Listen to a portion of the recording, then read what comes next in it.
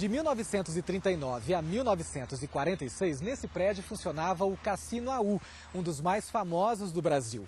Aqui se apresentaram grandes artistas da época. Algumas pessoas fizeram fortuna e outras perderam tudo o que tinham. O cassino deixou de funcionar depois que o jogo foi proibido no Brasil.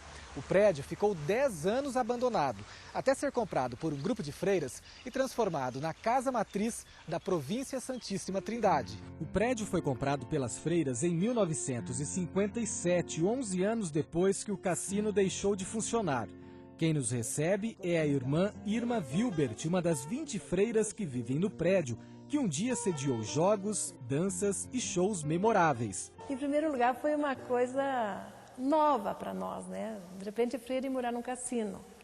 Então, alguns detalhes diferentes tinham. Primeiro, porque nem todas conseguiam, de repente, perceber isso bom. E também porque vinha gente ainda aqui. Na verdade, não havia nenhuma residência aí por próxima, né? Somente o cassino. Era um cassino abandonado. Hoje, no lugar das roletas e das mesas de carteado, uma capela. Esta capela é uma parte, podem ver que ela foi dividida. Os próprios vincos do teto já dizem, né? Foi feita essa parede que está aqui, pegando esta parte como capela da casa matriz. Todo esse espaço era salão de jogos, não só a capela aqui atrás. A capela mais esse espaço, até essa grade seguinte aí, até a entrada, né? E foi dividido com paredes provisórias? Com paredes provisórias, porque pode ser removível, mudado, alterado a cada momento que precisar, né? A intenção era transformar o prédio na nova sede do Colégio Divina Providência. Se pensou em transferir para cá o colégio. Depois a prefeitura deu para trás nesse sentido. Então, mesmo assim, com sacrifícios, com luta, nós mantivemos o contrato da compra, dando já outra finalidade. Seria a casa matriz de uma nova sede no Brasil, que seria Curitiba. Bom, nem todo mundo na época tinha idade suficiente para frequentar o salão de jogos, mas o local todo aqui funcionava como uma espécie de ponto de encontro dos moradores aqui da região. O seu Leonardo nasceu em 1939, o mesmo ano em que o cassino começou a funcionar. Não frequentou o salão de jogos, né? Mas aqui como é que era? Os moradores vinham para cá a passeio mesmo? Exato, a passeio. Então vinha muita gente aqui no centro, no bairro, né? O pessoal aqui alugava a piscina, né? O proprietário. Depois com o fechamento do cassino, ele começou a explorar a piscina, alugando a piscina. Nessa foto, o seu Leonardo aparece com amigos ao lado da antiga piscina, hoje transformada em quadra esportiva. Nessa outra, aparece a antiga fonte AU, palavra da língua tupi que significa alimentar-se, ou fonte, nascente. E uma curiosidade, a menininha que aparece ao lado da fonte, que o pai dela ajudou a construir, se tornaria a futura esposa do seu Leonardo. Na época o senhor não conhecia? Não conhecia. Eu fui conhecer só em 63, né?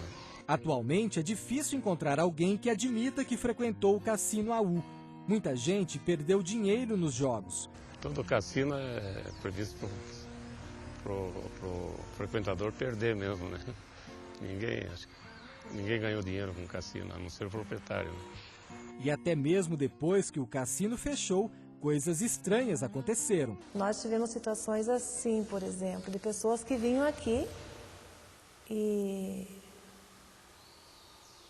nem sempre entendiam que nós estaríamos morando aqui agora, né?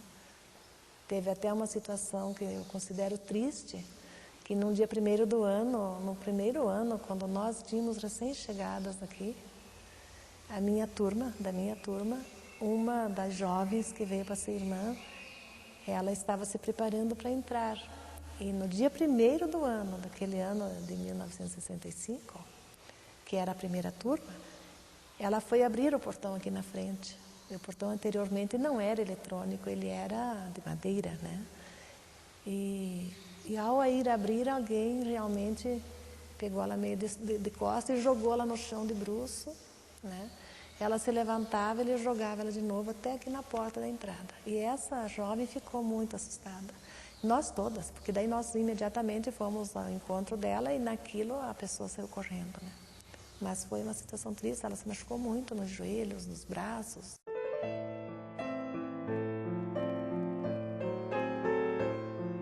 A gente sempre limpou a piscina, deixava ela bem em ordem, né? Bem limpa, com águas tratadas e tudo.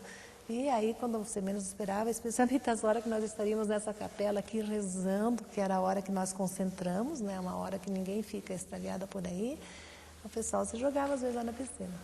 A gente estava aqui rezando e o barulho lá embaixo. O portão aqui era fechado, não tinha acesso, mas pelos fundos, não tinha o clube aí do AU ainda, né? Então o acesso era fácil pelos fundos. Então a gente vinha tomar banho aí, né? Hoje, nada por aqui lembra que o local sediou um cassino. Mãe, aqui o hall de entrada, que era bem diferente, né? Era bem diferente porque ele era forrado de espelhos, né? A gente dançava na frente dos espelhos aqui. Era verdade, mas foram retirados porque espelho não era o forte dentro da vida religiosa, né? E até hoje não é. Espelho necessário sim, mas um espelho em abundância não. E ali fica o salão. Para cá, então, é o salão de entrada. Isso aqui era o camarote, né? Em cima.